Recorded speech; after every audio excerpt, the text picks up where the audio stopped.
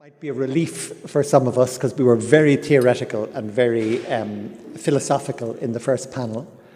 The theme, in its most direct sense, is a simple theme for this applied, more second panel. It has to do with the fact of the challenge of mobilizing people of religious motivation to be concerned with the ecological integral ecology. At a slightly more deep level, it is also exploring the way theology can interrelate academically with other sciences, not unlike this morning. But in the more applied, direct sense, we're addressing the question of mobilizing religious motivation for integral ecology. Again, a very brief and informal introduction to our speakers. Dr. Cynthia Crysdale is an Anglican theologian, works in the southern states of the USA. She has written on a wide range of topics, so including the very theological question of atonement, the salvation, those sort of questions. You're getting a lot of Lonergan this afternoon, so she has written a book on Lonergan and feminism, or edited a book, but not least, she has co-authored a book on Creator God, Evolving World. Evolving World. Yeah. Certainly ecology, integral ecology is within her framework. As I said in the first panel, everybody is very interdisciplinary that we invite. It's almost a problem for our attempt at a clear-cut division. But our next speaker is Dr. Stefania Progetti, who is an engineer, and we'll talk a little bit about that natural scientific engineering background. But she is also the mayor of Assisi and a deeply religious person. So she will, I think, talk quite autobiographically, but we're pretending she's our engineer on the panel anyway, here. But of course, we know what the topic is, religious motivation in integral ecology. Finally, Professor Anne Lindau is from Ingolstadt University and is at last not a Lonergan person or a theological person, but a social scientist with a serious competence in the sustainable development area of United Nations thinking, and so education for sustainable development. So in dialogue with all of these people talking about religion in the ecological movement, what will come up out of that discussion? So thank you so much, and let me just give an advanced warning. Those who are more disciplined than me in the organising committee have told me that we're already running quite late. For your own interest, there is the dinner, there's the conference supper after, and really it's better that we arrive in time for that at 7 p.m. This evening.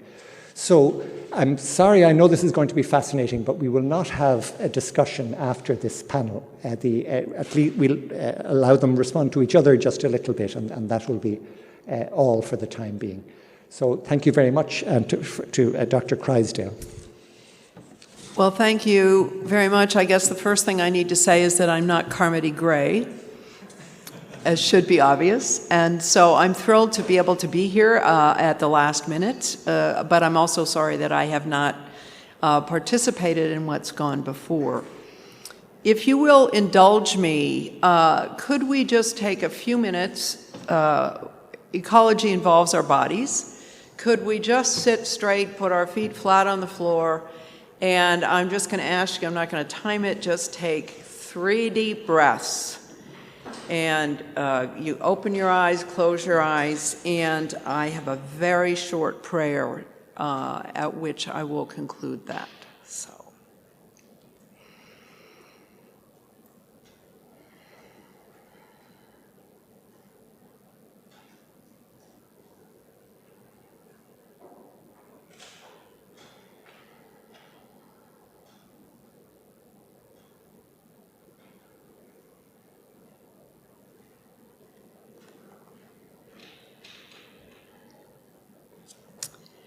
Jesus, divine companion, as this day continues to unfold, give us strength to understand and eyes to see as you teach us to walk this soft earth related to all that lives. Thank you. So I understand my job to say something a little bit about what does religion have to do with all this. And I would say that, and so I'm going to tell you a story. I had a wonderful sabbatical planned and then of course this was going to be 2020, 2021. It involved, I was actually going to spend a lot of time with Ignatian spirituality and do some training in spiritual direction. But the Jesuit house I was intending to go to, of course, closed down, flat out. So in contrast, or just to fill it in, I took a webinar, a 12-week webinar with something called Spiritual Directors International out of the United States, and it was called Spiritual Companioning in the World's Religious Traditions. And it was just wonderful. And so we had a single person, a spiritual companion from each of the major world religions. We had someone from the Lakota tribe, a wonderful woman from the southwest of the U.S. talk about Native American spirituality, someone from the northwest in Seattle who did eco-spirituality. We actually had someone who did animism. So it was just wonderful, these people, very intentional, very mature, learning from them. And about 3/4 of the way through, I posted a question online saying, what do all of these have in common? And Reverend Segu, who is the director of Spiritual Directors International, but is himself a Zen Buddhist priest, said, breathing. And indeed, every session, whether sometimes there were mantras, sometimes there were drums, there were many, many different ways we engaged in breathing, but everyone who presented had some way of getting us to start with breath. So I found that fascinating, and by the end of the course, I came away, now this is my conclusion, that I had found 3 commonalities amongst these folks as they talked. One was this notion of breathing, centering, being in one's body, really, in different ways. The second was that every single one of these people talked about some alternative way of seeing reality. The Hindu man talked about what you see is just the description, but you have to get down to the deeper part. What's the purpose of your life? Of course, in the Christian tradition, we talk about conversion, and Bernard Lonergan talks a lot about religious experience and conversion. But every single one of these traditions, the Native American, this woman sees what many of us do not see. Her experience of the world was, especially in the natural world, was seeing so much. Ways of perceiving. So all of these religious approaches and this practice of companioning involved seeing something different, seeing reality differently. And the third element, however, was this alternate way of seeing is not something you can control. All of them said it's something that comes to you.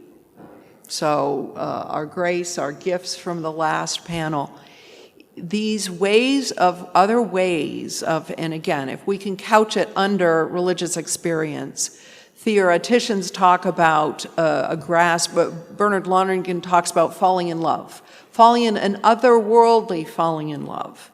Paul Tillich used to talk about being grasped by ultimate concern.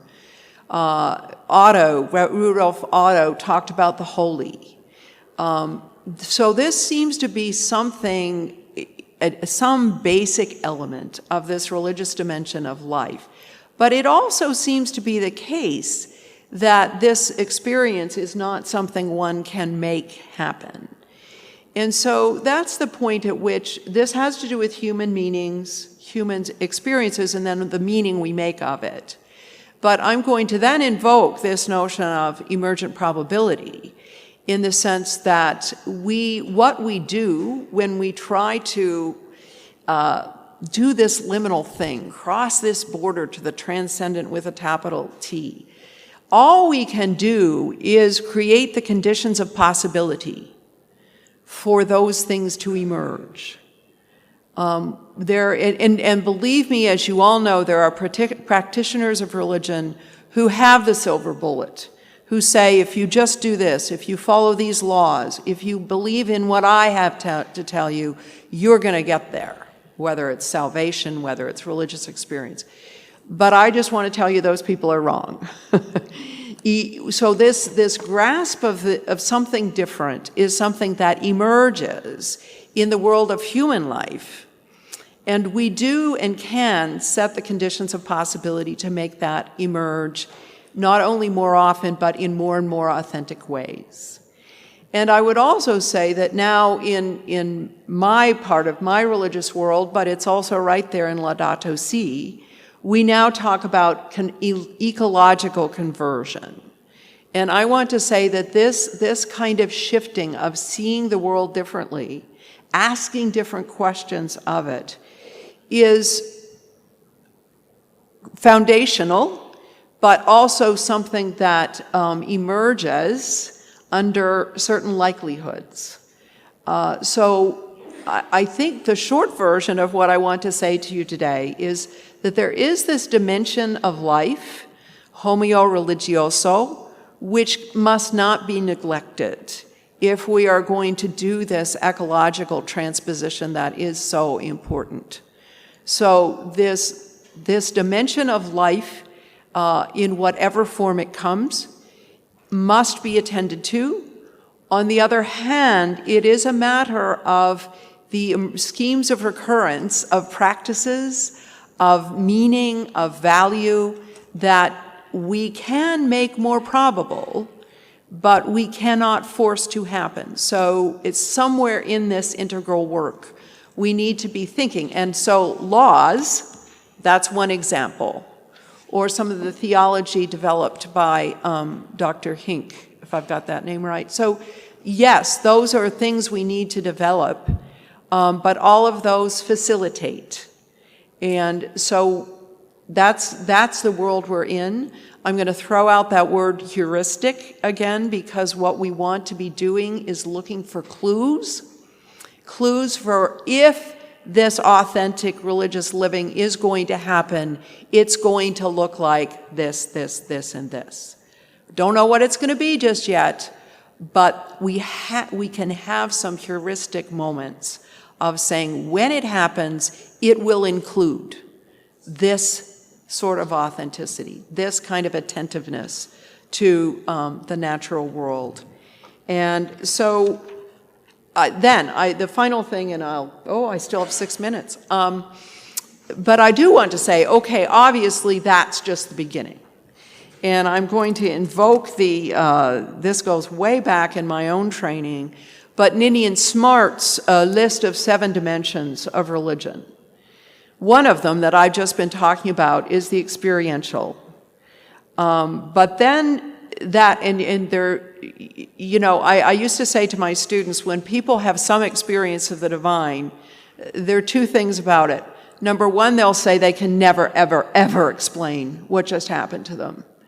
And secondly is all they want to do is talk about it. So it's this odd combined. So in addition to the experiential, there's the narrative or mythological. There's also this world of doctrine in which we do systematic theology and try to codify what it is we believe out of this religious experience.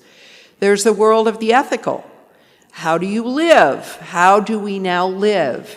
St. Paul is full of this in the Bible, trying to figure out how do we now live because of this thing that's happened to us in Christ. There's the institutional. We're right here in one of them, okay? There's which is the political. One needs to organize these patterns of meaning.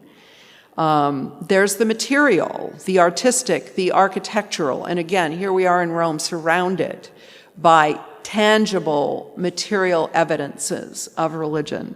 And there is, of course, the ritual. And I think the ritual in particular is there to guide us in this liminal space so that we can encounter this, whatever it is, authentically, tremendously, but safely. So good ritual is going to take you into that liminal space in a way that is profoundly moving, profoundly changing, but safe. This is a tricky thing to be in touch with, whatever the transcendent is. So I think that's basically all I have to say. In terms of this is a really important dimension of life. It's an empirical fact. Not all religions are that. I mean, we have lots of distortions of this element of life. So unfortunately, there is these normative questions of what are valid, authentic forms of being religious. And then now we throw in the ecological, and there's definitely something we are trying to promote here. So it must be attended to. It's very complex. It's not just religious experience, it's all the other dimensions. But on the other hand, we have to do the work, and we also can't force anything to happen. We just simply, we have to work on the categories, we have to promote the experience by setting conditions of possibility. So I'll leave it at that.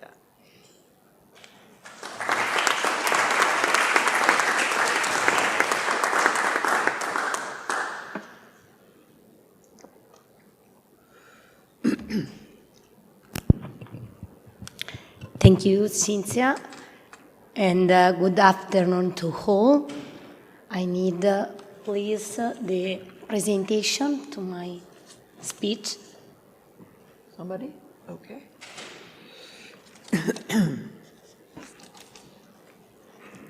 Okay.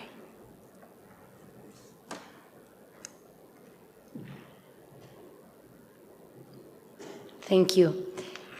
Thank you again, Cynthia, and I'm very happy to stay here because for me is one moment of my past life.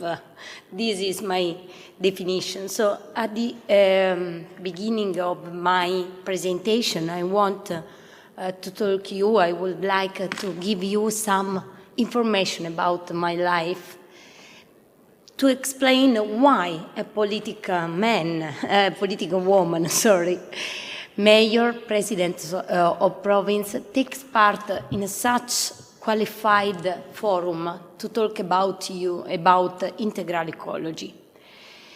And in my life, up to the age of 25, I spent my life as a student involved in volunteering and civil commitment, also in the Catholic Church, also in the Catholic commitment since I was a teenager. But I had never thought about politics in my life. Faith and civil commitment, yes, but on two parallel ways. The faith, the Catholic faith, and in parallel, my civil commitment as volunteer. At 25 here, I graduated in mechanical and energy engineer, choosing sustainability or better, integral ecology from the beginning of my work life, protection of the environment, in particular, fight against climate change.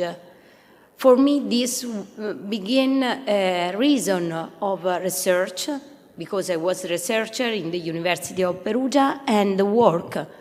I became a researcher, start-upper, entrepreneur. I have successfully started and proposed projects with a common goal, reducing emission to reduce climate change. A philanthropic commitment, an ethical commitment, but a way which was like parallel to a faith. In 2005, watching the film Blood Diamonds, maybe you know, about the depredation of resources in Africa, I understood that the defense of environment, that was for me research and work commitment, was not only a reason to work, a reason for write paper or research about renewable energy, but can become commitment of life, ethics and faith.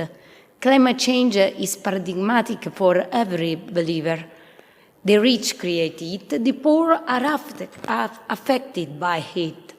We can fight this global injustice by democratizing energy, changing the use of energy, changing sources from fossil fuel to renewables, available to all.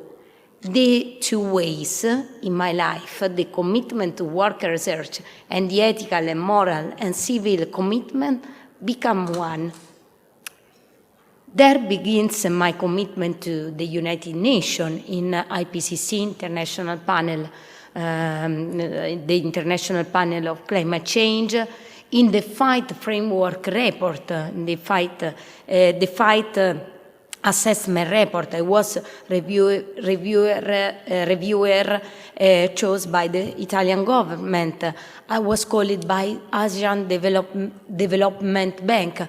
I work hard to fight energy poverty in the Asian countries. And I take part in other international contests.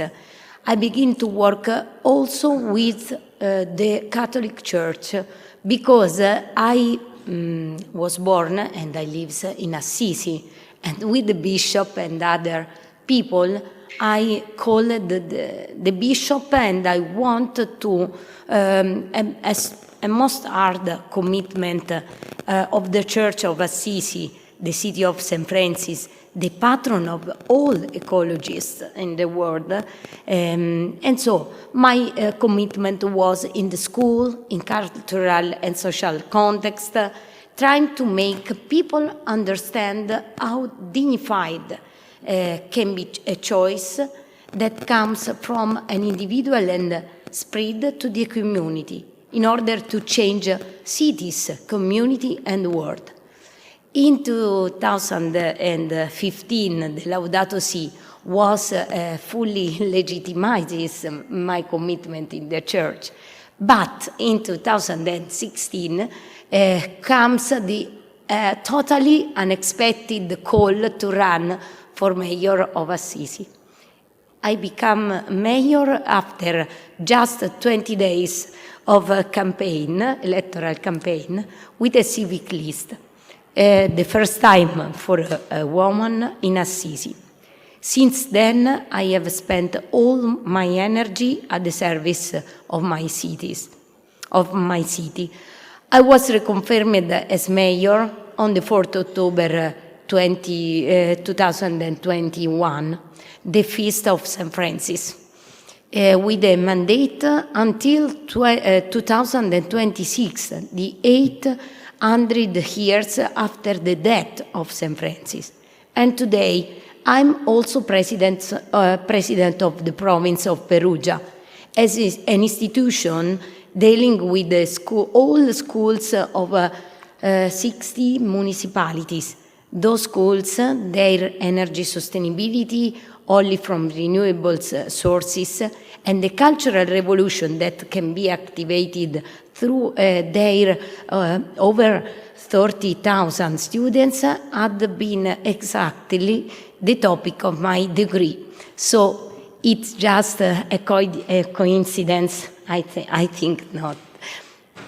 This is the summary of my presentation. I have only 3 minutes, and I'm available to all your questions. But the summary explains my vision, because after my biography, I was a researcher about climate change, but I was also a believer. Politics and social doctrine of the Catholic Church can be useful to the change of the science and of the world. Climate change is the global and local environmental issue. I think this before to become mayor, because it's clearly that the climate change as the bigger environmental question in the world now is not only global political commitment, but it is also local political commitment. And now I'm mayor of a little city, but so important in the world. Another problem, the problem is the fossil fuels. Fossil fuels are at the origin of climate change, but also of the wars. It's clear now with the Ukraine crisis, but Syria and Libya and Yemen and the South Sudan and Sahel crisis. They are linked to the fossil fuels use and road, with one common acts. The poor are the first victims of the wars and of the climate change. And now, faith and politics, cultural, spiritual, and educational challenge. The challenge is possible.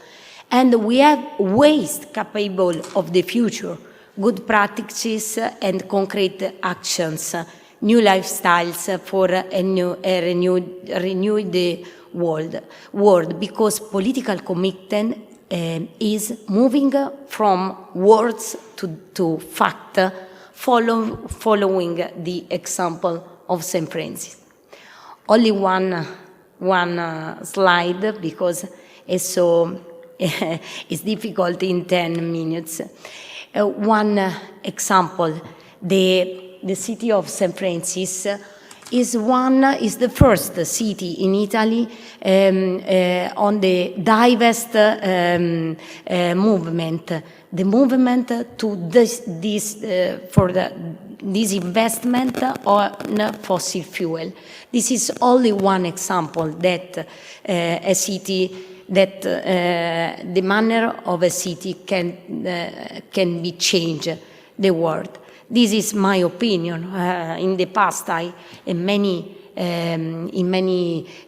Congress, in my opinion, the fossil fuel are linked to wars, and the crisis in the Ukraine is clear to this.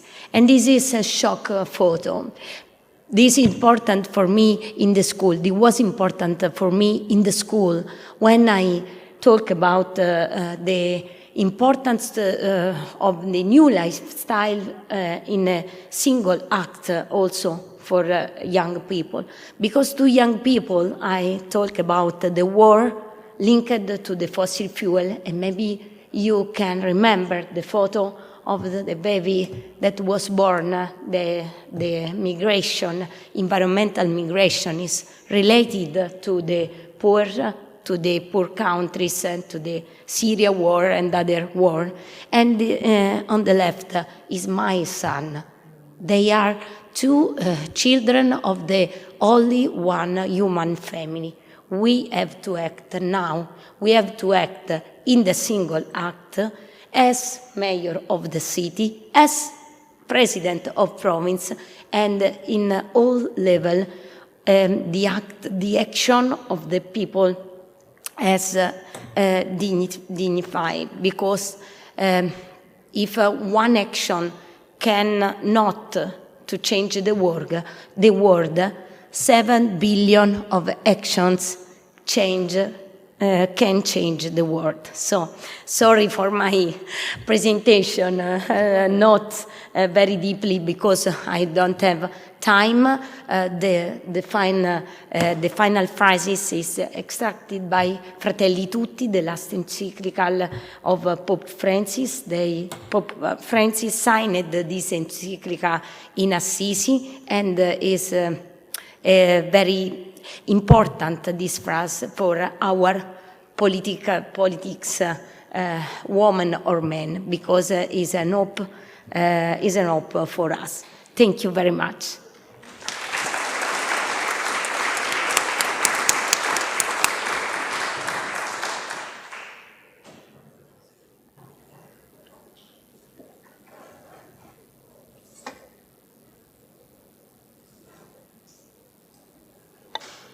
good afternoon, and also from my side.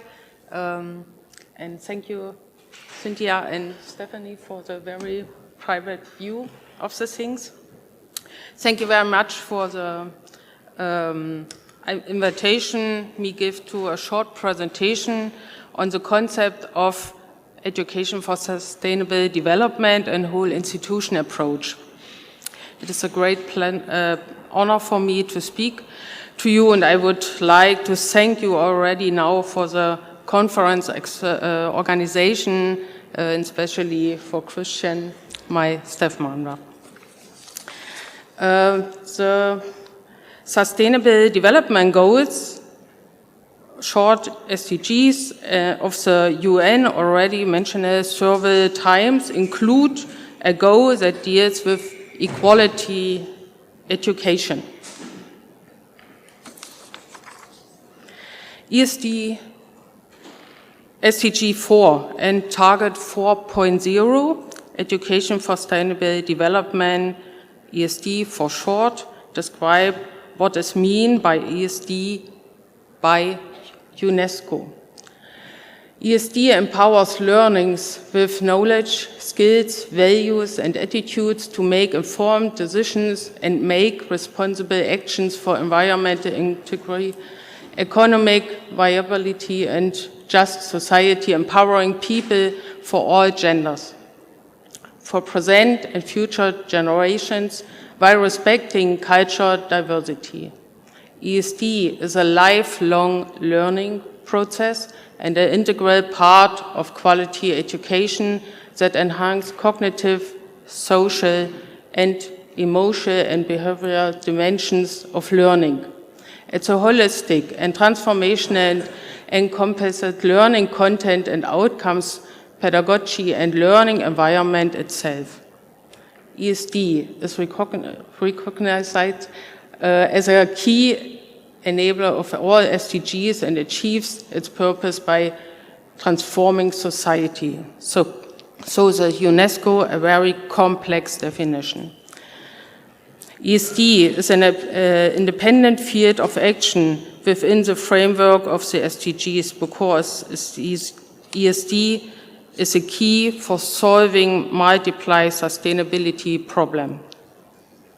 There have been several global programs in the past, such as a UNESCO Global Action Program on ESD from 2015 to 2019, and the current program is called ESD for 2030 and focused on achievement the Sustainable Development Goals by 2030.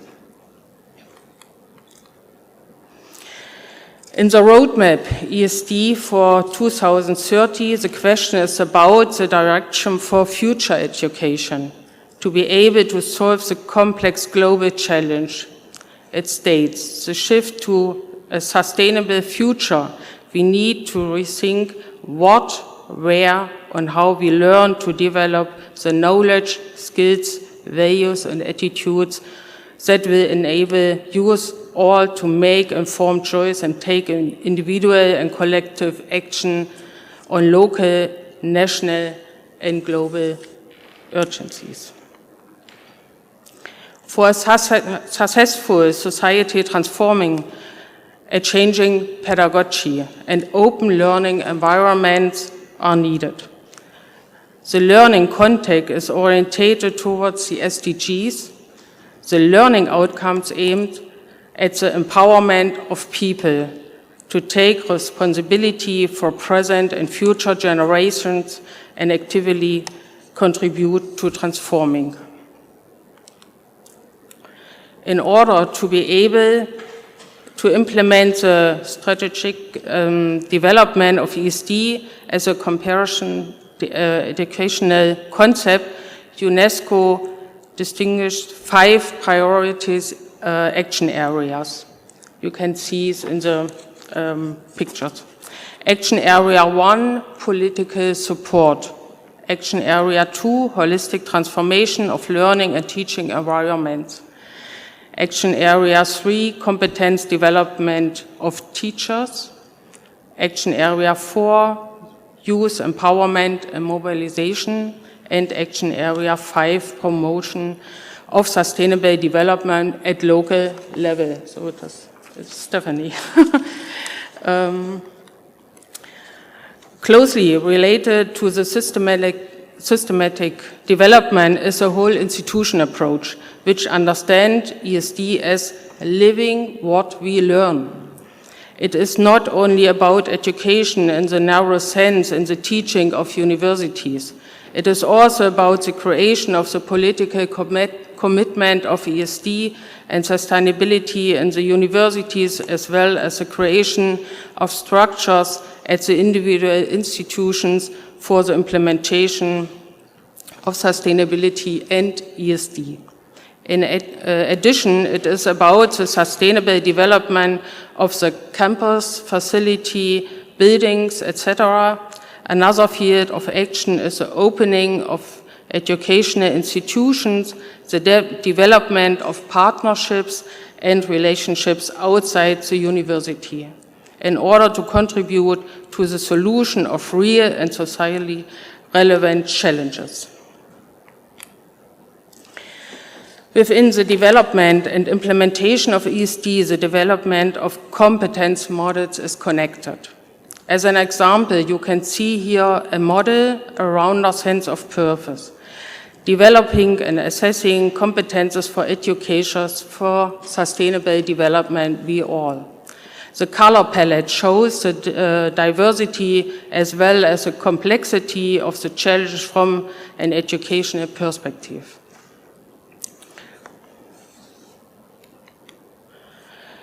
In the following, I would like to briefly describe who the Catholic University of Eichstätt-Ingolstadt in Germany is moving toward become a more sustainable university.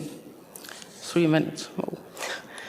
For 12 years now, KU has been making efforts to sustainable development and ESD. Before that, students were the driver of sustainable development by demanding change at the university. You can see on the arrow some stage of sustainable development that are very continuously being walked without me being able to name them individual at the moment, but it's step by step by step. This slide represents the basic of sustainability development at KU.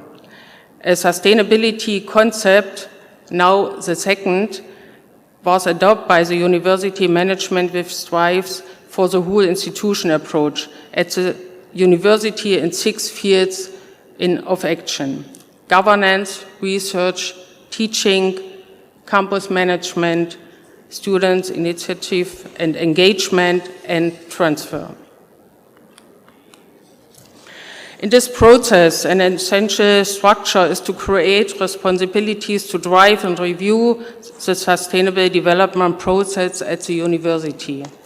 You see here the Sustainable Core Team with the Vice President for International Affairs and Profile Development, the Sustainability Officer, it's me, the Campus Sustainability Manager, and the Sustainability Coordinator.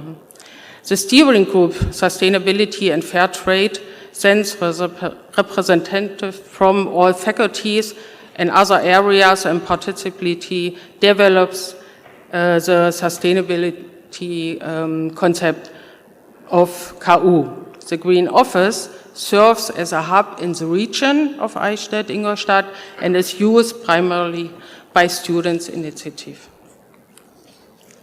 An essential element of sustainable development of KU is regional, national, and international networking with partners in the field of sustainable development at universities. It's a very big point in the German discussion, but also worldwide.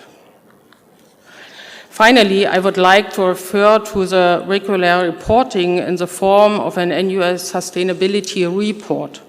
It's document very comprehensively the individual measure for sustainability development in the individual fields in action. we are currently in the process of writing the 10th report at the moment.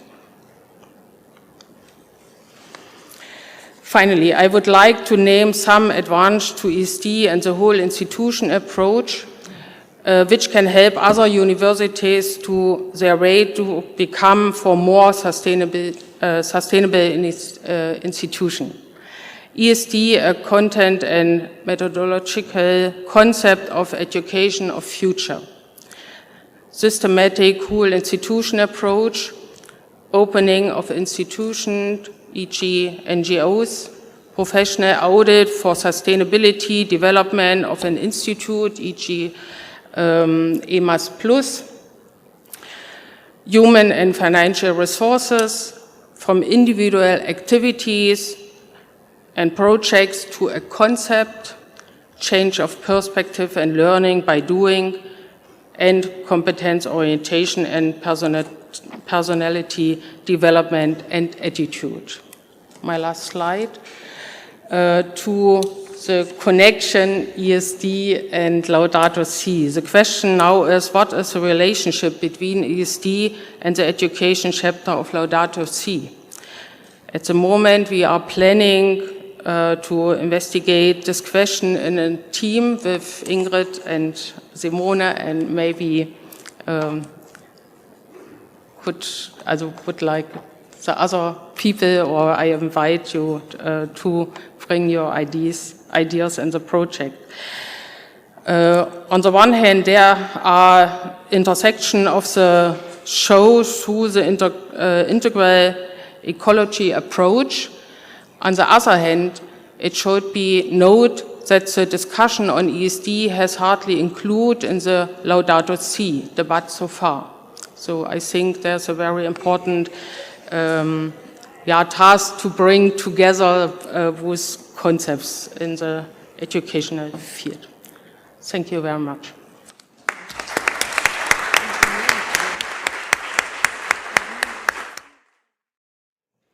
So welcome back to everybody. We have already the Father Nuno Gonçalves, the rector of the university, here ready to give a closing address to us. So welcome in advance of that, Father Gonçalves. And thank you to you brave soldiers who have lasted right to this last session of a conference. It's always hard going. It's the remnant, the faithful remnant, the loyal that have kept going. So the last, and certainly not least, we have our best practices today. We continue a wonderful exhibition of diversity in what we're about to talk about. As always, I just give a very informal comment on who our representatives are. Sister Noélie, whose surname I never succeed in. Do you want to pronounce your surname, Sister? Jimadumbey. Well, you heard it from her herself. There's a kind of triangle there. Sister Noélie is from Chad. She is here in some ways representing the Jesuit research side of the theological faculty in Abidjan in Ivory Coast. And she will go back to work there. But the other part of the triangle is Paris, because Sister has a background training in geography, but is doing a doctorate in theology and ecology in Paris at present. Next, Jonathan Schorsch. I have had the happiness to become friends with by Zoom, of course, over these last couple of years. He has a serious responsibility, by the way, in the European Forum for the Study of Religion and the Environment. Will be in charge of a forthcoming conference there. Dr. Jonathan is a Jewish rabbi and will be speaking about the Sabbath, the technological Sabbath, green Sabbath ideas. So it's an interreligious exercise, ecologically focused. Give up the use of your smartphone now and then, please. That's an advice that I could do well. He'll be talking about that. Another joy for us here is to be connected with Dr. Anselm Lam in Hong Kong. For many reasons, as you can understand, he will be communicating with us online, connected with a Jesuit-initiated Catholic Center for Catholic Studies in the Chinese University of Hong Kong. And then finally, our own Father Prem Kalko, who is from India, and for years now has been running the Laudato Si, was a member of the Laudato Si Observatory, but has been running the Diploma for Integral Ecology, about which he will also speak, connecting different pontifical universities here in Rome. So, over first to Sister Noélie. Very welcome.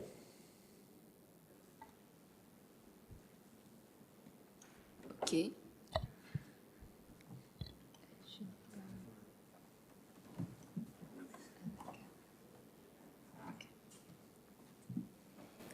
Merci Gérard de m'avoir invité pour cette conférence.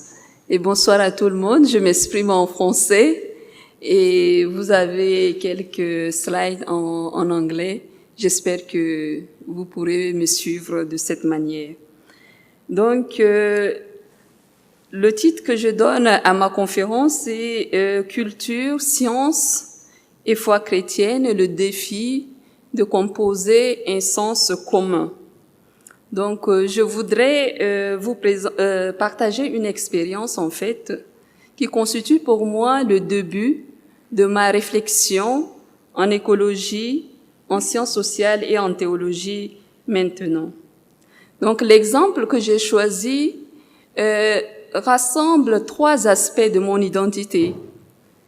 Tout d'abord, je suis tchadienne, je suis du sud du Tchad, donc je fais partie du peuple Sar. Donc, cela me façonne ma manière d'être. Deuxièmement, je suis chrétienne et je suis théologienne, donc je suis façonnée aussi par la culture judéo-chrétienne. Et enfin, je suis géographe urbaniste, donc je m'intéresse à l'organisation de l'espace de la cité. Alors, pendant mes études,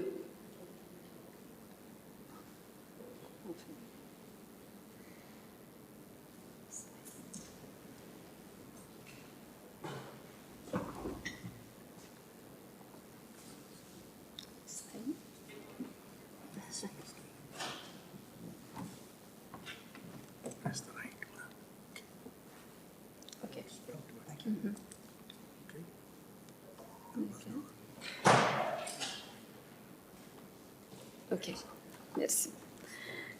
Désolée.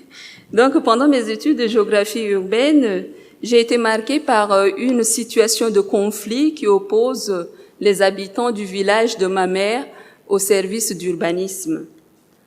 En fait, le village était en pleine croissance et il a été décidé de doter ce village d'un service d'urbanisme en vue de l'organisation de la voirie de ce village.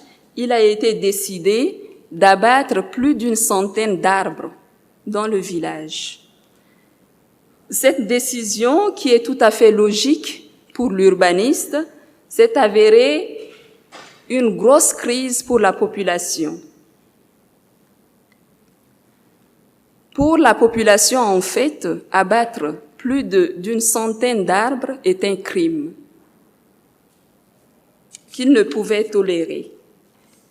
Mais devant la fermeté de la décision du service d'urbanisme de procéder à l'abattage de ces arbres, le conflit s'est cristallisé autour d'une question importante que je voudrais vous partager. Qui porte la responsabilité de ce crime contre les arbres? Le service d'urbanisme et la population se renvoient respectivement la responsabilité. Chaque groupe met en place une stratégie pour ne pas accepter la responsabilité de ce geste. Je voudrais donc présenter rapidement la stratégie des deux groupes.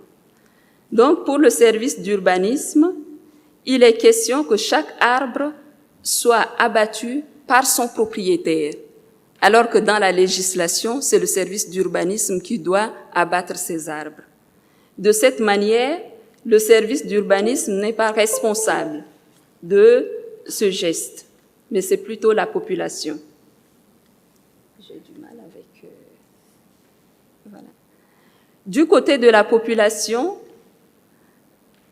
après avoir essayé de ne pas exécuter, et devant l'insistance du service d'urbanisme, la population va exécuter le geste d'abattre donc ces arbres. Mais avant cela et après, il sera question de mettre en place un rituel de demande de pardon aux arbres et aussi un rituel de deuil à cause de la mort de ces arbres.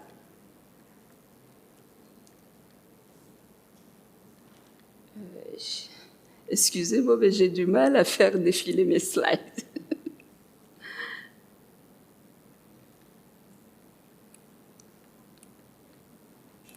OK. Donc, je voudrais vous présenter maintenant l'adresse aux arbres, le rituel de demande de pardon. Donc, avant que les arbres soient abattus, chaque propriétaire s'est adressé à lui avant de passer au geste.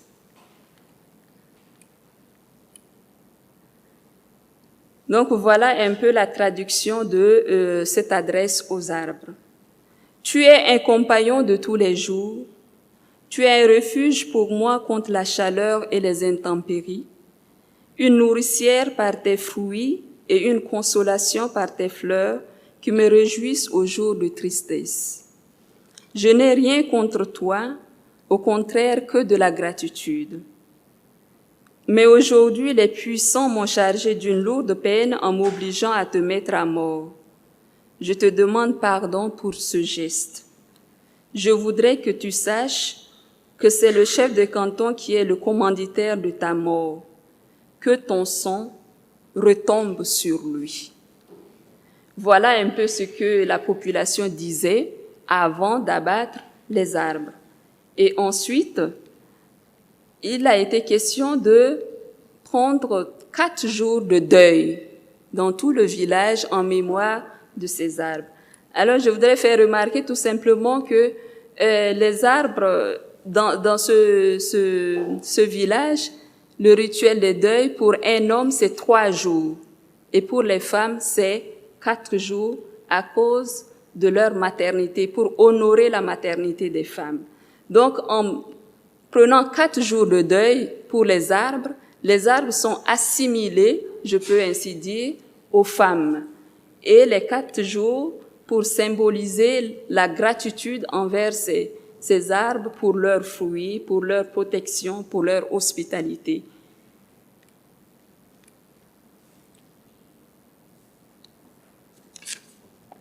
Donc, que retenir un peu de cette histoire?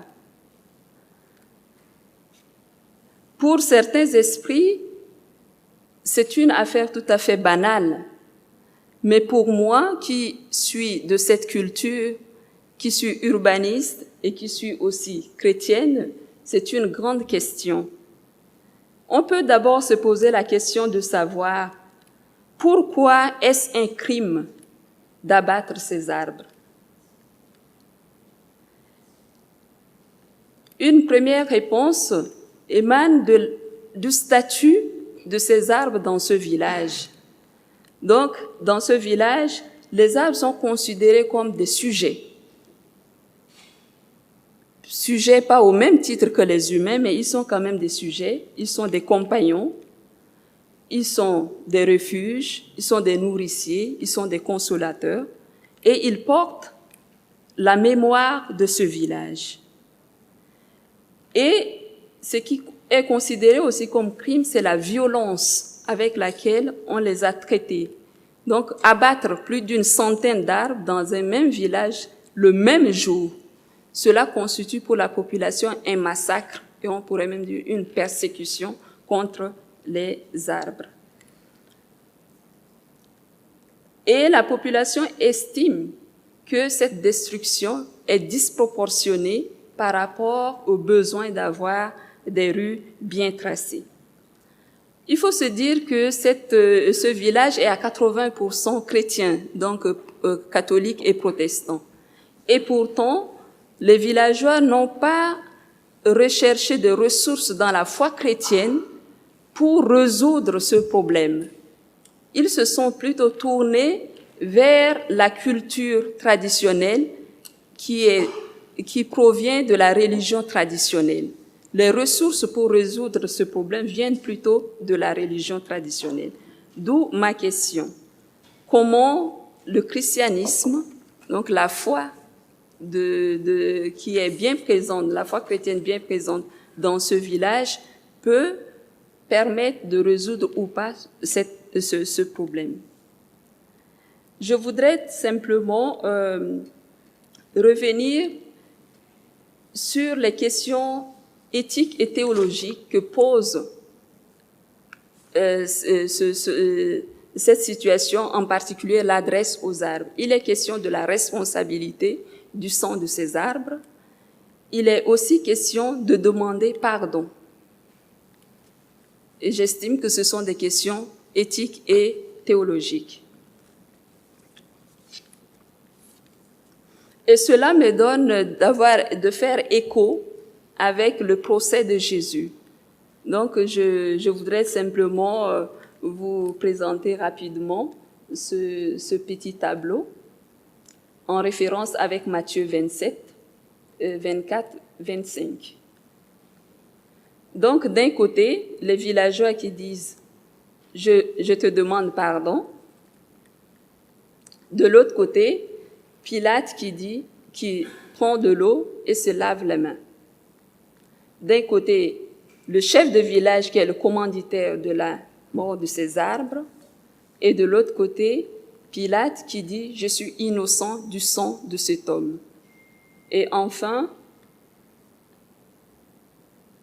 les villageois qui disent que ton sang repose sur lui, c'est-à-dire sur le chef de canton, et la foule qui dit que son sang repose sur nous et sur nos enfants. Donc voilà un peu rapidement, avec la question que je pose, qui constitue toujours ma recherche, comment aujourd'hui le pardon, la responsabilité du sang de ces arbres ont-elles un sens pour la théologie, pour l'urbanisme, pour le dire autrement, pour vivre un vivre ensemble harmonieux, le christianisme et l'urbanisme peuvent-ils ignorer ces problématiques? Je vous remercie.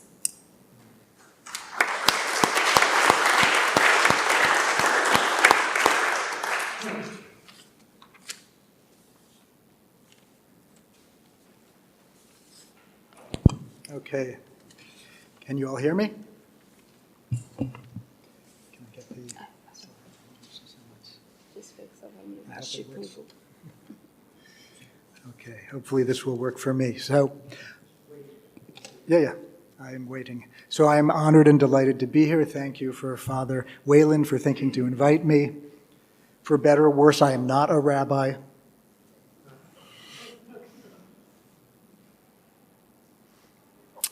So, today I want to discuss the origins, goals, and activities of the Green Sabbath Project. I founded this campaign in 2019 in order to adapt the ancient biblical concept of Shabbat, or Sabbath, to serve as a remedy for our collective environmental crises. Of course, one among many remedies. The idea is to create a ritualized weekly vehicle for ecological consciousness raising and actions that stems from a practice that has been indigenous to Western culture for well over a millennium. As a creative, updated practice organically woven into daily life, a weekly Green Sabbath, a weekly Earth Day, is grounded in the two pillars of the Jewish and Christian Sabbath: rest, withdrawal, or doing nothing, on the one hand, and regeneration, renewal, and repair on the other.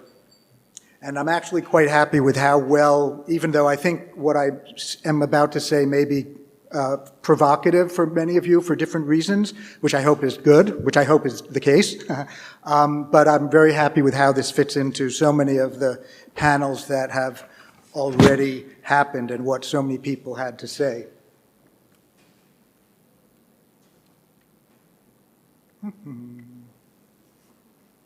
Amazing.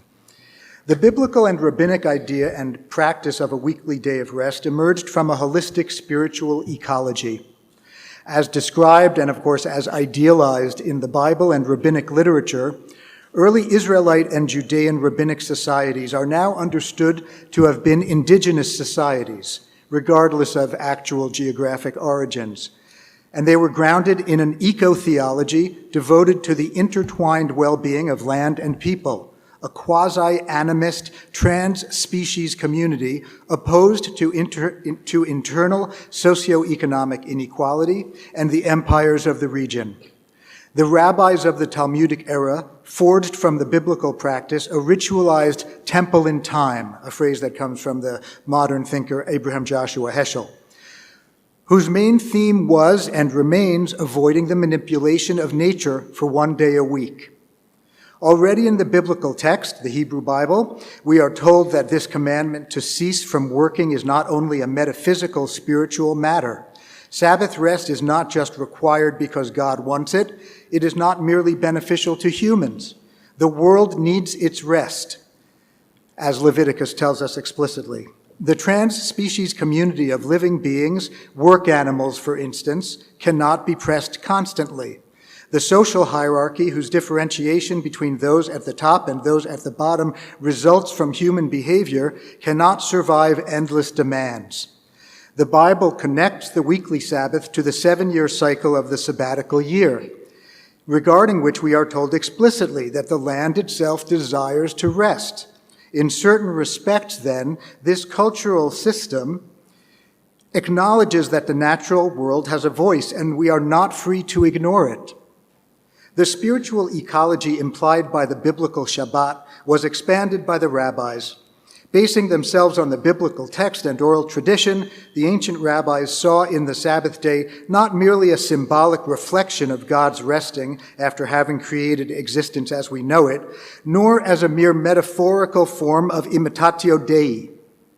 From the biblical description of the construction of the mobile desert tabernacle, the rabbis derived 39 types of labor, all of which they prohibited on the Sabbath under the general biblical commandment to refrain from working on that day. For the rabbis, who were of course very close readers of the priestly sources, the tabernacle stood as a human-built microcosm of the natural macrocosm that is God's creation. Therefore, any kind of labor that contributed to the erection of this human mini-cosmos was to be avoided on Shabbat, a means of emulating God's refraining from the work of creating nature on the seventh day. Rest means cessation from work, leaving the world as it is without human intervention, since work means transforming what is given, what exists. The repeated emphasis in one rabbinic text on the number 2, you're not allowed to write 2 letters on Sabbath, you're not allowed to tie 2 strings together, etc., etc. This repeated emphasis on the number 2 shows that for the rabbis, the leap from 1 to 2 reflected a leap from nature as unity to the multiplicity of culture. On the Sabbath day, like God resting, Israelites, Jews, and now, of course, many, many others, are to stop changing the world around them. Shabbat was and remains a temporary return to Eden, to the wilderness through which the ancient Israelites wandered after being freed from Egyptian slavery, according to tradition. Shabbat was a recurring, temporary antidote to the society of accumulation and exploitation represented by Pharaoh and Egypt. The countercultural impulse of Shabbat is visible even in its trans-species reach. Not only are work or domestic animals supposed to rest, but according to some sources, they are actually to be allowed to graze unhindered so that they too might experience the pleasure of Shabbat. I argue that from the perspective of our current ecological crises, we can no longer afford a minimal or symbolic observance of the Sabbath. In a more maximal form, along the lines envisioned by the ancient rabbis, Sabbath observers on their Sabbath day would not build, operate, or work in factories, do business, farm, produce clothes at home, drive cars, fly, use engines of any kind, spend money, hunt, etc. Along with many others, I have come to see a weekly day of rest, a green Sabbath, as an environmental remedy with unique potential. Earth Day, I concluded, comes 51 times too infrequently every year. A green Sabbath or weekly Earth Day restores Sabbath to its original intention of commemorating the creation of the world, Zecher L'Maaseh Breshit in Hebrew. While some seek eco-salvation in expensive and untried new technological fixes such as biofuels, carbon capture, or geoengineering, Shabbat offers a nearly cost-free remedy that acknowledges and addresses the root causes of our problems, the human psyche. I am, of course, by no means the first to issue such a plea or challenge around Sabbaths. Among others, some 30 years ago, German evangelical theologian Jürgen Moltmann called on Christians to observe the Sabbath in the original sense of abstaining for one day a week from all commercial, productive, and industrial activities. Like Moltmann and many others, I believe that for religious believers and secular people alike, our Sabbath days must become a time of active avoidance of environmental vandalism, but more so, they must become a time for programmatic individual and collective reflection on how we are undoing creation. I am drawn to the Sabbath's imperative, counterintuitive, provocative, never timelier, yet still often suppressed even in environmental discourse, to do nothing. Doing nothing, and that's my cute advertising pitch, doing nothing one day weekly is not meant to replace political, economic, or technological environmental solutions, but to help reinforce them, to unify them in a meaningful armature of culture and intention. Even the most secular individuals increasingly appreciate these insightful and urgently relevant understandings of the beauties and benefits of the Sabbath. We see more and more calls for various kinds of Sabbaths, for instance, from our modern technologies. For instance, there's a filmmaker in the United States, Tiffany Shlain, who developed a practice called Technology Shabbats. Originally, she and her family would get off all screens and all devices for, 25 hours once a week. Bogota, Colombia, for instance, has car-free days. I'm not sure if it's every week or every month, but again, it's the same idea in which many of the streets are open to pedestrians, skateboarders, bicyclists, and so on. We can even talk about a lot of the effort going into pushing for a 4-day work week, although they often never mention Shabbat or Sabbath. The lesson of taking a break, making do with less, of finding genuine contentment within the Sabbath ethos is meant to infuse behavior for the rest of the week, of course. This ancient spiritual technology, and I use that term on purpose, I won't go into why right now, this ancient spiritual technology, creatively updated and harnessed for the Anthropocene era, offers a holistic vehicle for addressing the intersecting political, economic, cultural, spiritual, and psychic causes of human environmental degradation.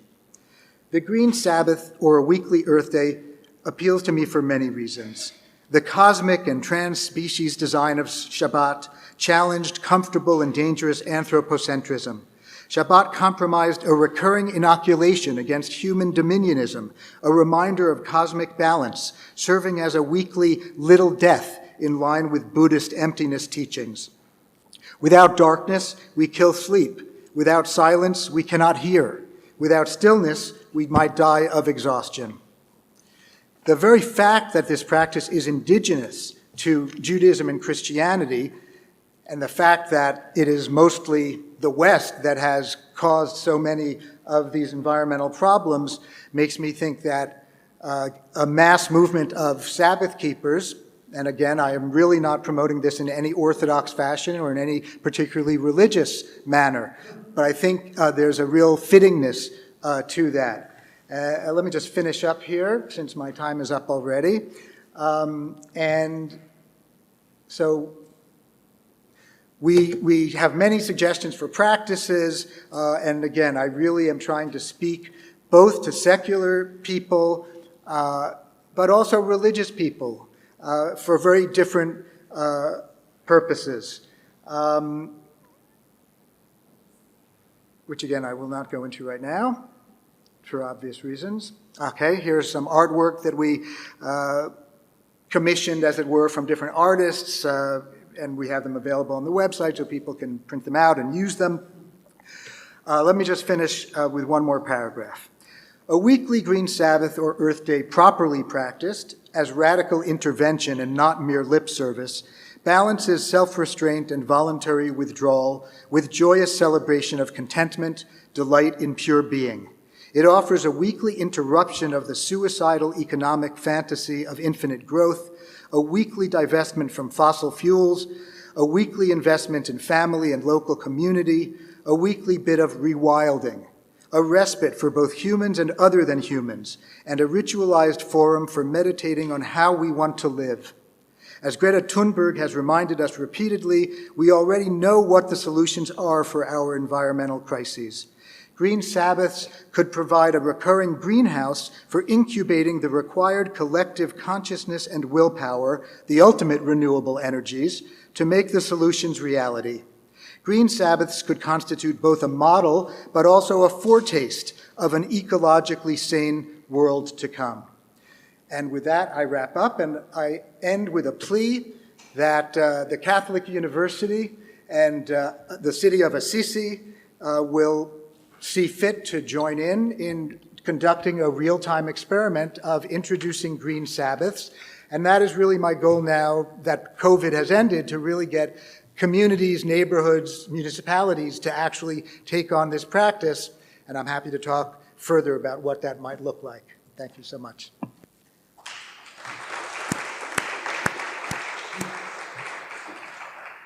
Thank you very much, Dr. Sorch. And sorry about that mistake. I think son of a rabbi, is that fair to say?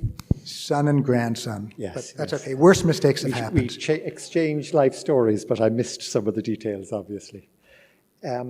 So we're now going to connect to Hong Kong.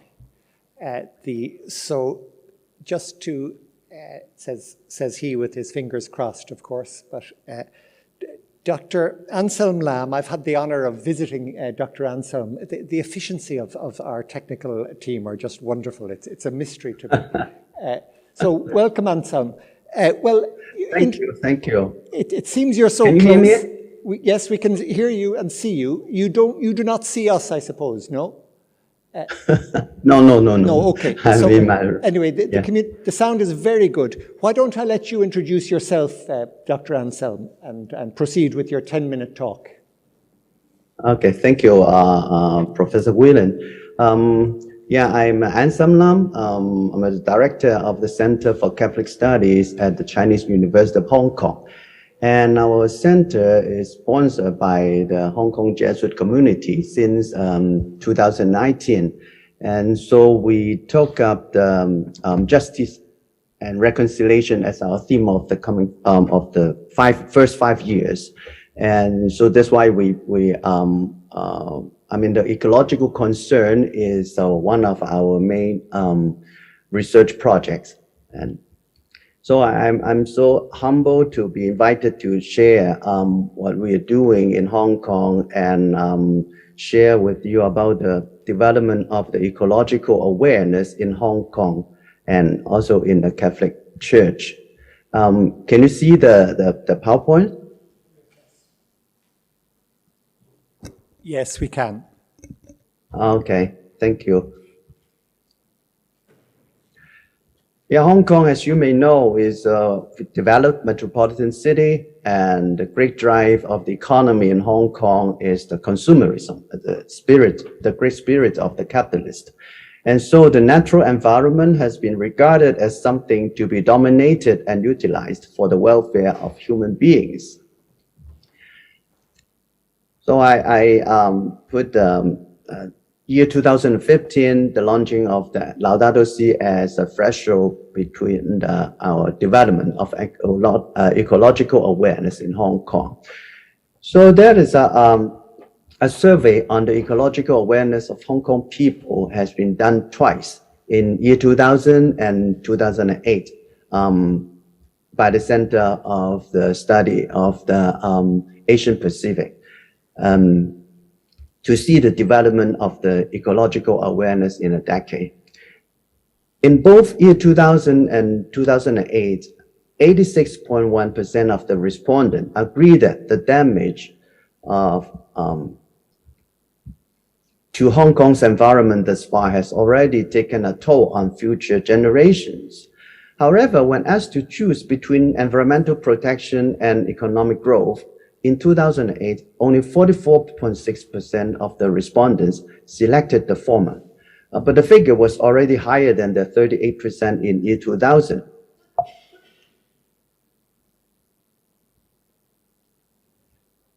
And regarding the personal behavior, in the 2008 survey, 41% of the respondents indicated that they often practice waste separation and recycling, a significant rise of 18.5% points from the year 2000 survey.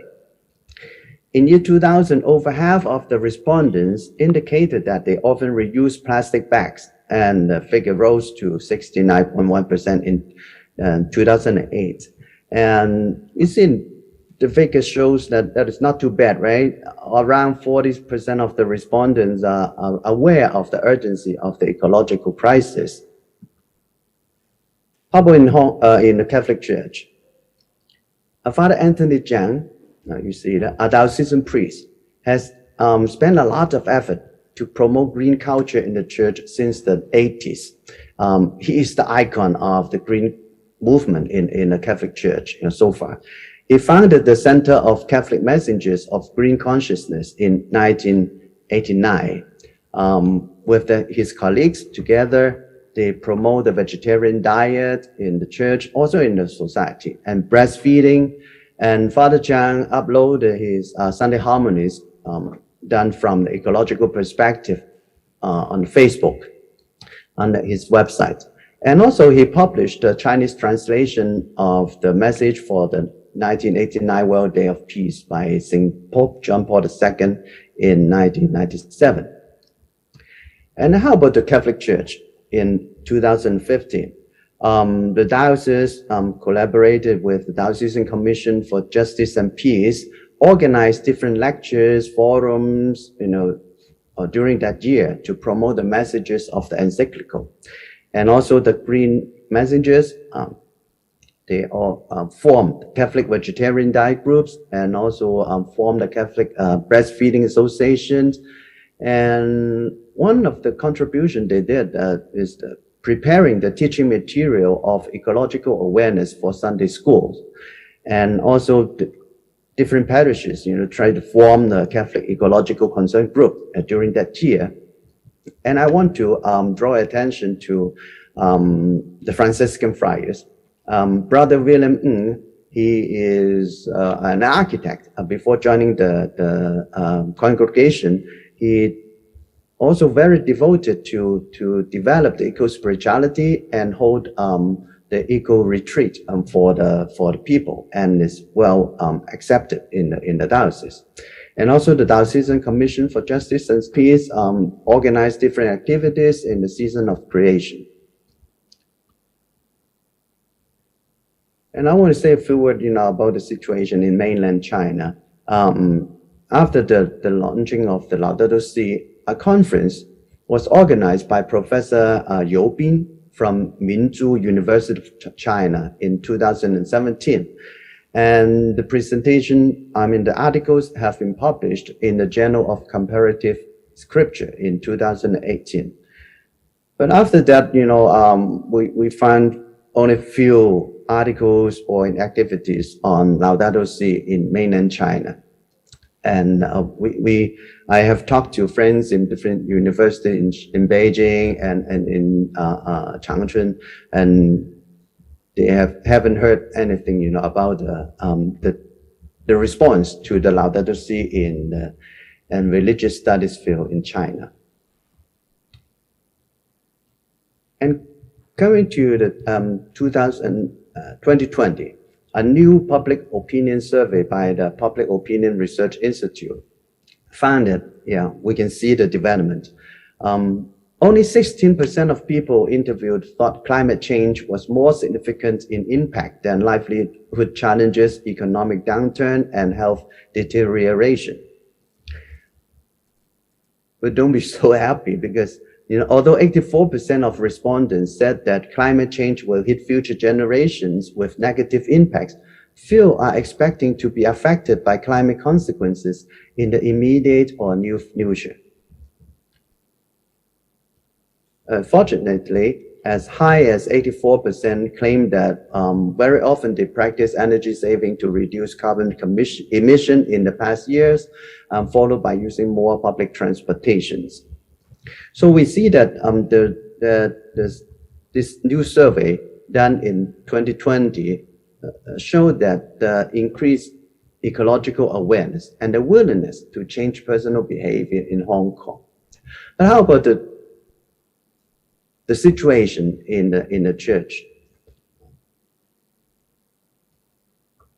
As I say, our center took the theme reconciliation with creation since 2019. So we, as a research center, we organize different public lectures on social justice and sustainable development. And when I took up the office, I found it, especially when we want to focus on this reconciliation with creation and or the care or the common home, we found that only few resources in Hong Kong. I mean, the material in Chinese, and also only. I don't think we have theologians or philosophers working on this field. So we have to seek help from overseas. So we invited some Jesuit priests, in America or in Europe, who are expertise in this ecological concern or sustainable development. So we invited them to give lectures online, and also we published the Chinese translation of the Professor Celia Dean Drummond's book, A Primer in Theology, and also we translated the ebook Healing Earth, done by the Loyola University Chicago, and we are working on a book in Chinese on Catholic ecological thought and sustainable development, and also develop a database on the Catholic social teaching on ecological concerns. In the past few years, I gave talks for the students at the university, in the college education program, and also in courses on ethics. But the findings of a recent survey done in May, just last month, the situation is not that good. 18 parishes out of 50 responded to our survey.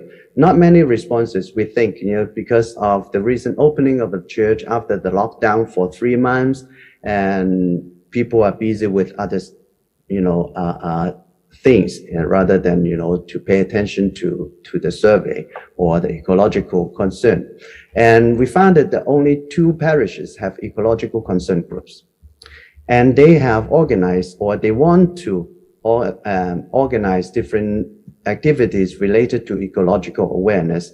And most of the activities they suggest or they want to organize belong to the categories of liturgy and spiritual activities. And we found no social concern activities, no intention to concern about the neighborhood. The difficulties listed on the survey, they said the lack of knowledge of ecology, lack of devoted parishioners to initiate and lead, and they also admit that ecological crisis or climate crisis is not an urgent issue. I think you may have heard that, Hong Kong has been undergoing a drastic social political change in the past few years. So people are still, influenced or, by this impact. Okay. So those social political change and the impact of pandemic are far more urgent for the Catholics and also for the people. So my observations, because why the climate crisis is not an urgent issue in Hong Kong, because there's no immediate impact within, and also the technocratic and consumerism paradigms are strongly implanted in society, even for the Catholics, and for the people with ecological awareness, they felt so helpless or powerless. That's why I call it ecological despair. And also the lack of an integral vision of ecology. They try to organize different, activities, to promote, to help up the people to be aware of that ecological crisis. But they just, organize spiritual activities or, some service, but there's no integral vision of ecology. So what we are doing in the university and parishes now, or in the coming 2 years, we are building a Catholic network of care for creation in Hong Kong. We try to connect different groups in the parish and people who are interested in promoting this ecological awareness. And we try to build up a network to let them, to help them to, experience that they're not alone. We can work together, even we just make a small step. And also we collaborate with certain parishes to build up an eco-parish index. And based on the Healing Earth, the ebook, working with people from different disciplines, in particular in our university, I work with the Department of Geography, and we will develop courses for the University General Education Program and parishes and catechumens next year. And I don't know if we can make any improvement or help people to have more ecological awareness. But as mentioned in the last panel, I think we are providing conditions of conversion or let the goodwill emerge, from inside.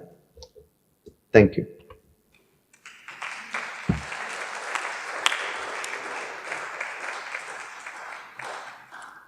Thank you so much, Dr. Lam. If I can say, we will pray for you. We remember Hong Kong, and we are very aware of you in these months and these times. So we're in solidarity with you. Thank you. So welcome to stay present to us, Dr. Lam, but we move immediately now to Dr. Prem Kalko.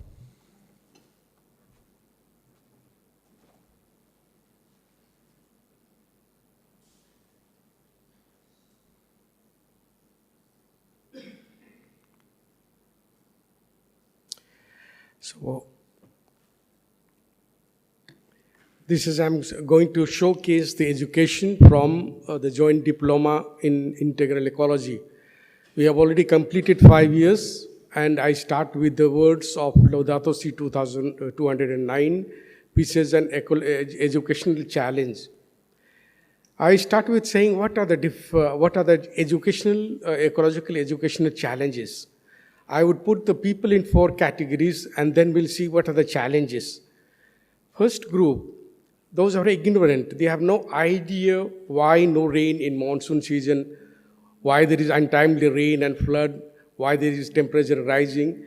And these are the people who are suffering a lot. Whereas second group, which I put as ostrich syndrome, they always say this is ecological talks are just a fashion, much ado about nothing.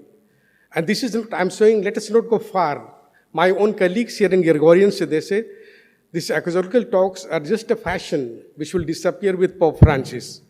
And these people I put under this category of this like ostrich, which hides the head in the sand.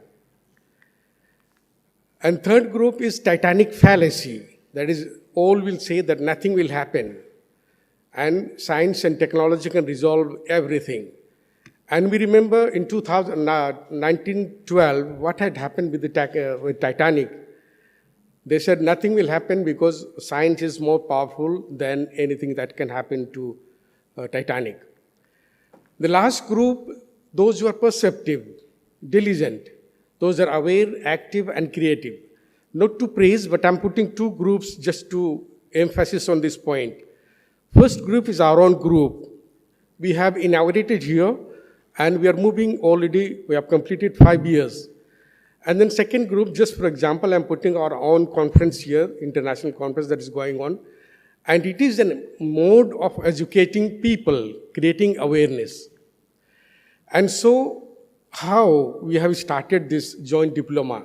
This is a joint venture of the Pontifical Universities of Rome to create an inter-university and interdisciplinary collaboration for a common cause, that is care for our common home. And here there are 11 universities, dicastery, and also the movement, Laudato Si movement. What are the objectives? First, to promote and spread the message of Laudato Si and to initiate a sort of cultural revolution, creating ecological awareness among people. Second is to educate and encourage people to take some personal as well as common initiatives to care for our common home. The third objective, what you were talking about yesterday, creating critical mass, which could first change itself to initiate some changes wherever and whenever possible. I would emphasize with the words of Mahatma Gandhi, which says, be the change you want to see in the world. And what is our didactic program? Joint diploma consists of classroom lectures, conferences, and workshops. And in addition to the classroom lectures, the students are to participate in the annual conference and the workshop. What are the fundamental themes that you deal? We have an equipe of 19 professors and all deal with different themes like theology, philosophy, socio-cultural, economic and political issues, eco-justice, sustainability, technological paradigm, reconciliation, ecological conversion, and ecological education. And these are the universities that are involved. We always inaugurate and confer diploma in Gregoriana. First module treat in Angelicum, then move to Santa Croce, then Urbaniana, Regina Apostolorum, Lateranense, and finally Antonianum, each chapter of the Laudato Si. Apart from there are other universities like Sant'Anselmo, Salesiana, Auxilium, and Seraphicum. They are meant for the conferences. And apart from these universities, dicastery for promoting integral human development and Laudato Si movement, they are part of this joint diploma program. Now, I would say with this group of universities, we are already treading the path of synodal path. How? We were working together despite differences. And this path is cleared and journey supported by the university authorities. Our rector is here, who is very much behind this joint diploma, and we thank him profusely. I would show some of the pictures which show how it is moving about with the collaborations in synodal path. First picture, inauguration. And here you can see the interest of the students and also of the authorities. First module in Pontifical University of St. Thomas Aquinas, that is Angelicum, where the first chapter of Laudato Si is taught. Second module, Pontifical University of the Holy Cross, that is Santa Croce, where the second chapter of Laudato Si is taught. Third module is Pontifical Urban University, that is Urbaniana, where the third chapter is taught. Fourth module is in Pontifical Athenaeum Regina Apostolorum, where the fourth chapter is taken. Similarly, fifth module is taken in Pontifical Lateran University, that's Lateranense. And then finally, in Antonianum, we take the last chapter. Apart from this, there is the workshop which is coordinated by Dr. Cecilia Dall'Olio from Laudato Si movement. And there are 4 workshops, and students have to choose one of those workshops. For example, one is held in Assisi, another one is in Amatrice, where it was devastated by the earthquake. And then finally, there is also an annual conference that was held in Salesiano. And here is the awarding of the diplomas. Again, we come back to the university, Gregorian University. Now, what are the future prospects? What does Joint Diploma expect from the students? I'm taking one verse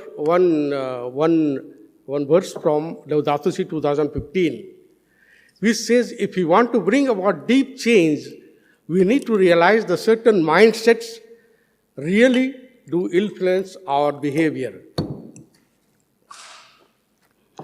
Our efforts at education will be inadequate and ineffectual unless we strive to promote a new way of thinking about human beings, life, society, and our relationship with nature. Now, this transformation comes from this education. I'm using the word from Sanskrit. We set a movement, radical movement, asatoma sadgamaya, that means movement from untruth to truth. Tamasoma sad jyotirgamaya, that means let us move from darkness to life. And then finally, mritarma amartyam gamaya, that is let us move from death to immortality. And this is actually the objective of ecological education.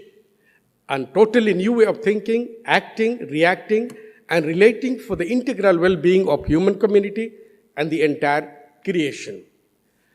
I would go back to Michael Jackson, who had prepared a very good lyric which gives the spirit of this synodal walking together. There are ways to get there if you care enough for the living. Make a little space, make a better space, better place, heal the world, make it a better place for you and for me and the entire human race.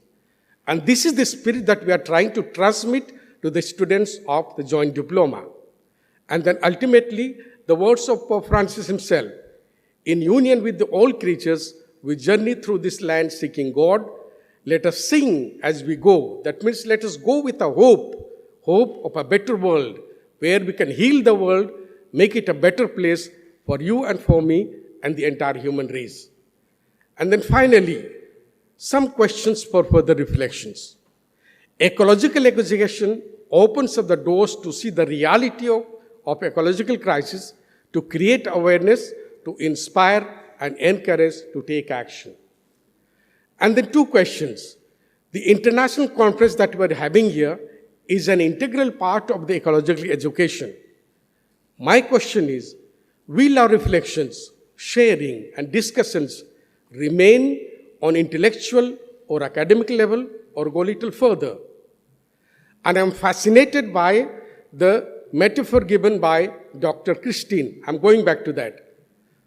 Bible says foxes have dens, but the Son of Man no place to hide his head. I'm adding here another word. Foxes have dens, chicken has barns, but foxes will remain foxes, chickens will remain chickens. We will not be able to transform neither foxes nor chickens.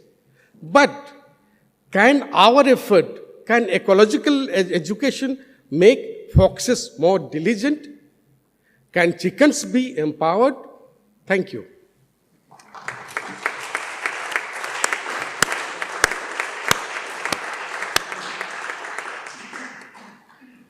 Words of hope we have been hearing from all our panelists this afternoon, this evening. So thank you very much. I'll invite you to go sit down now. So another word of thanks for all our panelists. Okay.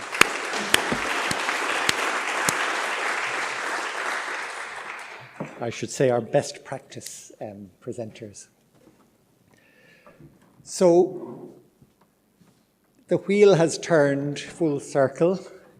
We're moving to our closing talks now from some of the same people that gave us our opening talks. So I invite Dr. Paolo Conversi to come first. Then we'll have President Ulrich Bartosz of Passau. And this time we have Director Father Nuno Gonçalves to say some words of conclusion.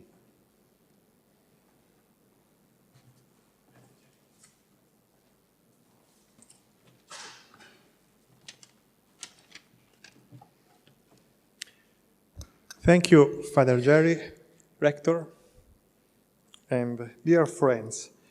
I will be very brief. We are almost at the end of 3 long and intense days.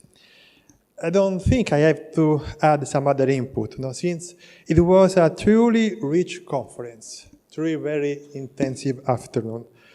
First of all, thank you all. On behalf of the Laudato Si Observatory of the Pontifical Gregorian University, I particularly thank our co-organizers' friends, the University of Passau, the Catholic University of Eichstätt-Ingolstadt, and the Federation of German Scientists, as well as the other institutions who offer collaboration and partnership. I just mentioned you have their logo in our program.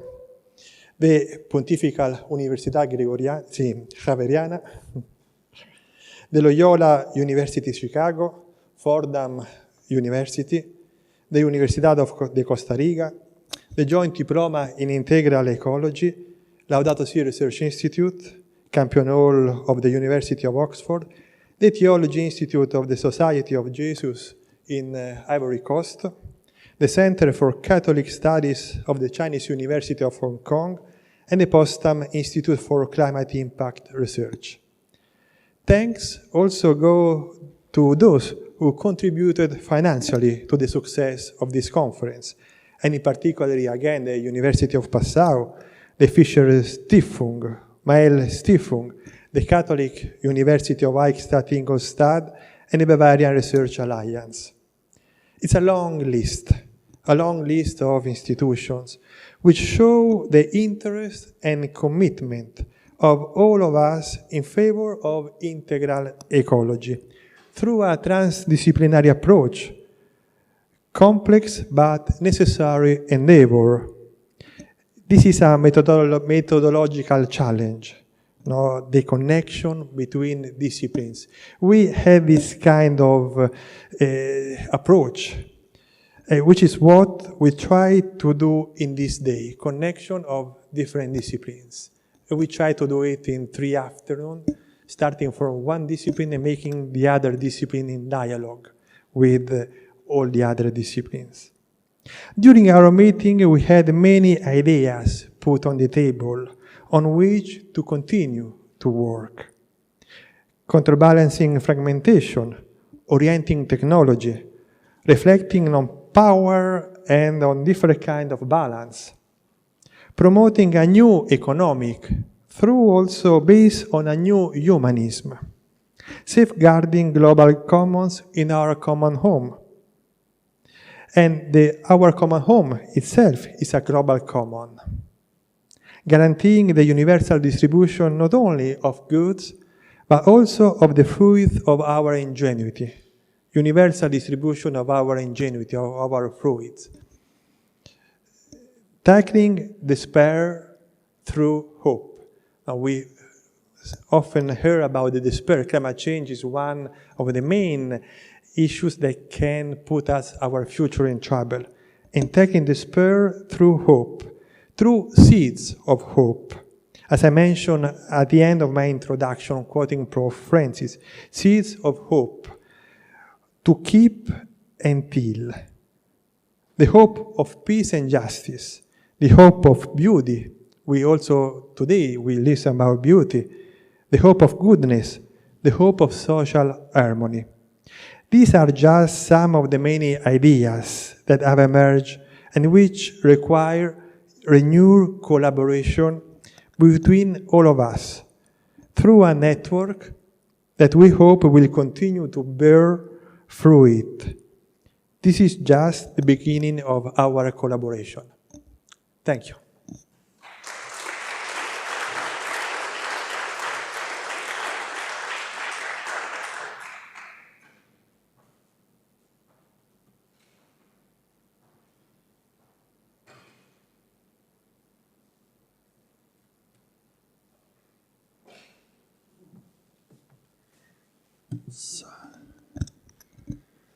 Magnificence, dear all, allow me a personal note at the end. Instead of listening and wasting my time, I wrote a book. Following the motto, the few books I'm reading at all, I wrote by myself. To be honest, I heard this poor position sometimes during my academic life. But in my case, and I can hopefully explain why I'm right to do so. This small book is now filled with your ideas and your comments. I'll take it with me for further thinking, as well as I want to take care for all the tender, friendly contacts I was gifted through our Gregorian days. Thanks to this George's Gregorian University, I'm proud for this, George's. Okay. Thank you for hosting us. I expressed my gratefulness in my opening address. I affirm this now very briefly, but in very heartful closeness. Thank you for a perfectly organized and managed conference with virtual connections in many parts of the world. Paolo Conversi, René Mikalev, Jerry Whelan, Garcia, Tiago, Christian Meyer, you did an excellent job. Thank you very much.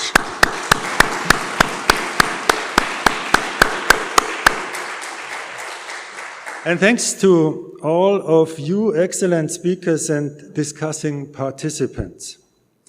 As I mentioned, I'll take your thoughts and ideas with me as my precious gift. It might hopefully encouraging me to play my part in the game of change. And that it's obviously to act with attention, intelligence, reflection, and responsibility. God bless you all and our common efforts. Thank you.